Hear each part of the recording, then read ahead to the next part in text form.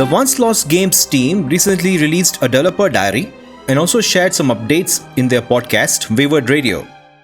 For those who don't know, Wayward Realms is the spiritual successor to the Elder Scrolls II Daggerfall, and the team launched a Kickstarter campaign to raise $500,000 to fund 1 full year of development on an early access build with the hope of securing a publisher.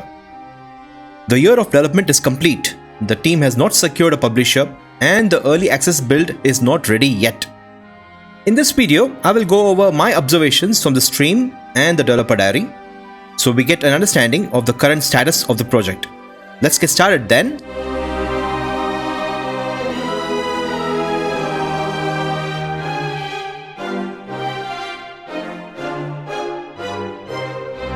The first thing to understand is that the Wayward Realms team is a small team who are working on new technologies, tools and systems in order to make the game a reality. But the team has made significant progress over the last year and a half, and they now have a build ready to show publishers. While the build demonstrates the systems and the team's capabilities, they're not quite sure if it is ready for players to get their hands on it. As a consequence of some additional work needed, the release of the early access build to Kickstarter backers may be delayed. While the team is confident in the build's tools, systems and underlying technologies, they are prioritizing a fun player experience. Therefore, they will dedicate extra time to ensure this before the early access release. So yes, if you have backed them on Kickstarter, you may not receive the early access build by the end of the year. I fully support the decision of the team to take additional time. This will allow them to further refine the build, which will result in a better experience for backers. But I want to know your thoughts. As a Kickstarter backer, are you disappointed by this delay?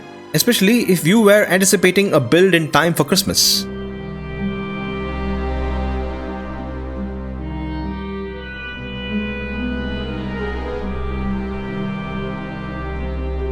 As you know, the Kickstarter campaign has funded a year's worth of development and that year is complete. They don't have the money to pay the team, they have some money to pay for services and retain a few team members. But most of the team are back to volunteer status, which will slow down development. They said they will spend money on paid advertisements to increase awareness to get as many people to hear about it. Thanks to the community's support, which has resulted in over 9,600 backers by the end of October, the team has successfully prepared the publisher build. Your support, if you are a backer, has been instrumental in reaching this milestone. The creation and successful completion of this dedicated publisher build marks a significant milestone for the team. This deliverable has been a consistent point of interest for publishers who have repeatedly expressed the desire to get a tangible, playable version of the game into their hands for thorough evaluation. Crucially, this build is not just a demo. It is a specialized package designed to showcase the core mechanics, visual fidelity and overall potential of Wayward Realms. I assume that by having this feature-complete publisher build ready, the team is now in a much more stronger position to initiate meaningful negotiations with investors. The team also said if you are a Twitch streamer or a YouTube content creator and have some sort of influence, if you can talk about Wayward Realms, it will help the team. Magic Addict is a very small channel. I don't have any sort of influence, but I will still talk about Wayward Realms. Also, if you have experience in game development and animation and are ready to volunteer, then you may contact the Once Lost Games team.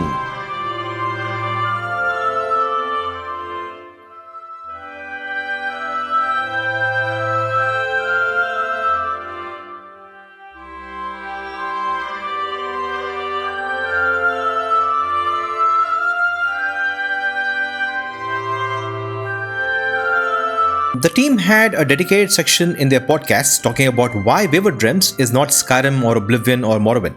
They consider these three games to be New Scrolls games, while Daggerfall is an Old Scrolls game. Okay? In New Scrolls games, if the player does not engage in a storyline, then there are no consequences. The quest will always remain in the journal. Also, if the player plays a faction questline once, they will experience the same questline in their next playthrough. Wayward Realms will feature a quest system with consequences for player inaction, similar to the time-sensitive quests found in Daggerfall. The game is designed to be a slower, more deliberate experience by avoiding constant distractions. Players are encouraged to actively choose their engagement with the world rather than being pulled in by unsolicited events. The team says Wayward Realms is a fantasy life simulator, while Morrowind, Oblivion and Skyrim offer you a theme park. In Wayward Realms, the world does not revolve around the player. You are just one person in the massive world.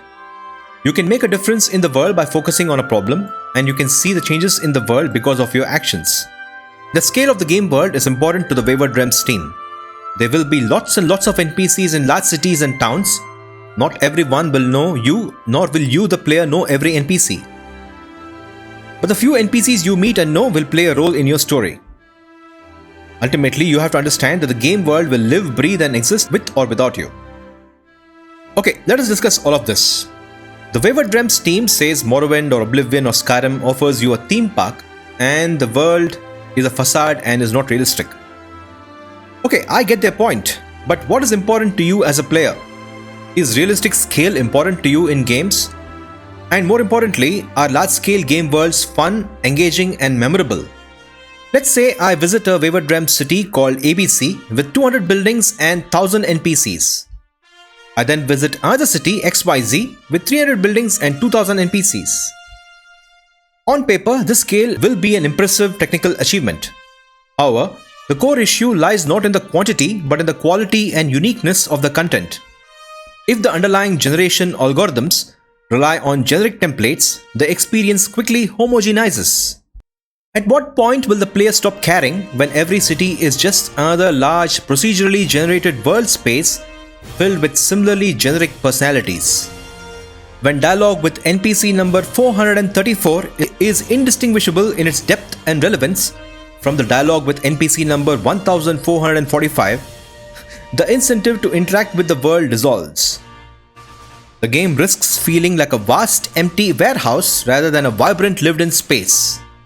When I played Daggerfall, I just stopped caring about cities as they were just not interesting to me. The wonder and magic of visiting a city in Daggerfall is non-existent. Let's go back to Skyrim. A city like Whiterun, with its comparatively modest 80-odd NPCs, manages to feel infinitely more resonant compared to Daggerfall cities. Why? Because each of those NPCs, from Balgruuf the Greater to Heimskir the Zealous Preacher to Adrian Avenici the Blacksmith, has a unique hand-scripted personality, distinct needs, and recognizable ties to the city's culture and economy. You know the essential characters, you remember their houses, and you understand their place in the community. This handcrafted approach ensures that each city is a distinct cultural expression. Visiting Solitude in Skyrim or Sardet Mora in Morrowind immediately pulls the player into the world. You observe the towering arches of Solitude, the mushroom towers of Sardet Mora, and the colossal multi-tiered canton structure of Vivek. The design is intentionally curated to be memorable. The handcrafted nature of these cities is what creates a personal investment in the characters and their local struggles. The player cares because the city itself feels important, not just an interchangeable stop on a vast map. The fundamental question facing the Wayward Realms team is a profound one. At what point does sheer size cease to be a benefit and becomes a liability to player engagement? Dismissing new Elder Scrolls games as theme parks is one thing, but that critique becomes irrelevant when we haven't seen actual gameplay or content from Wayward Realms. Here are my questions to the Wayward Realms team. Can Scale genuinely offer engaging and consistently memorable experiences?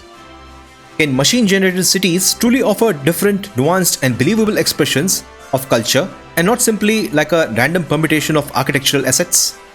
Can the system create a sense of genuine wonder and discovery in the player, comparable to the feeling of visiting iconic hand-designed locations like Markarth, Balmora, or Anvil?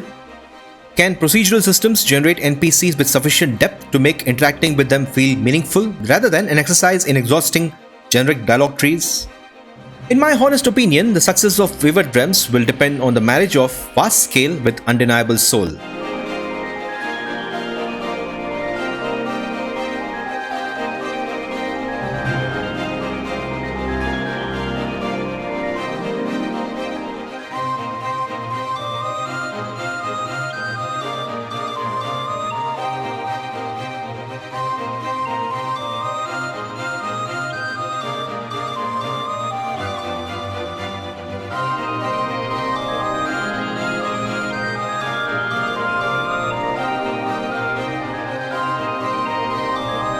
Alright, let's talk about magic.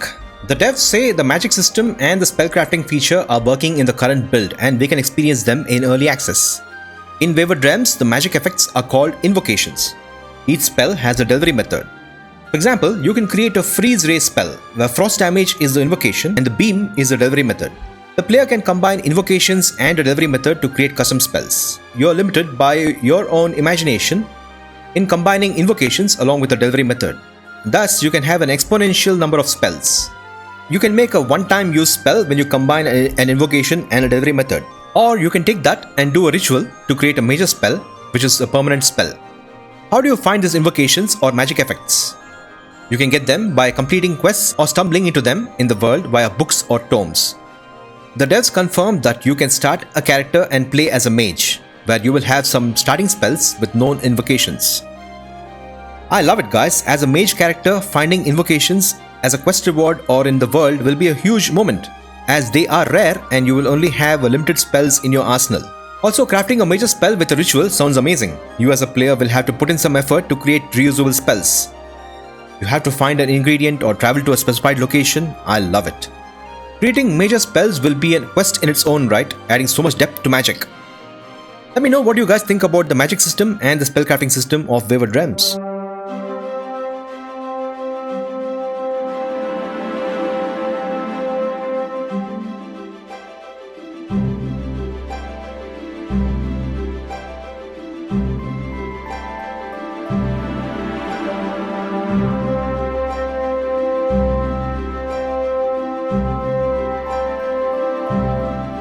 The team says that every playthrough in Wayward Realms will feel different.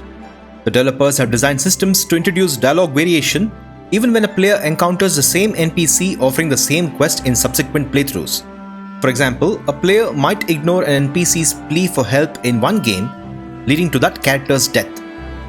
However, in a different playthrough, the same neglected NPC could be rescued by another adventurer, demonstrating the dynamic nature of the game world.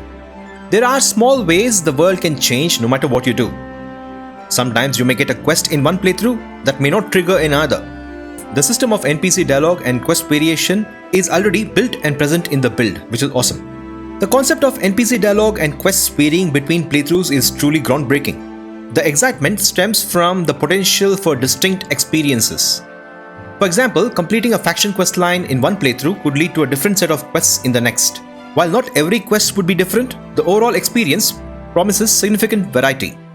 I'm eagerly anticipating further demonstrations of this feature. But at the same time, I also have concerns. Every faction quest in Daggerfall was similar. The quest giver gives you a task, you go to a dungeon, kill monsters, get something and come back. And this is repeated again and again where you go through the motions to grind reputation points. I don't know about you, but I did not enjoy that aspect of Daggerfall at all. Every faction was the same.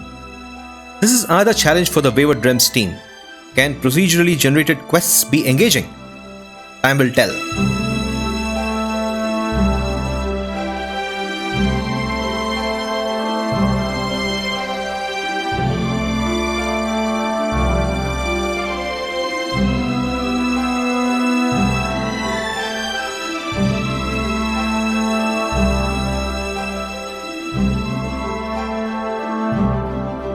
Alright guys, we have come to the end of this Wayward Realms update. Best wishes to the Once Lost Games team for the publisher hunting, and hopefully all of us get to explore the opening island soon. All the relevant links are in the description. Do join and support the team. May the gods of the archipelago watch over you.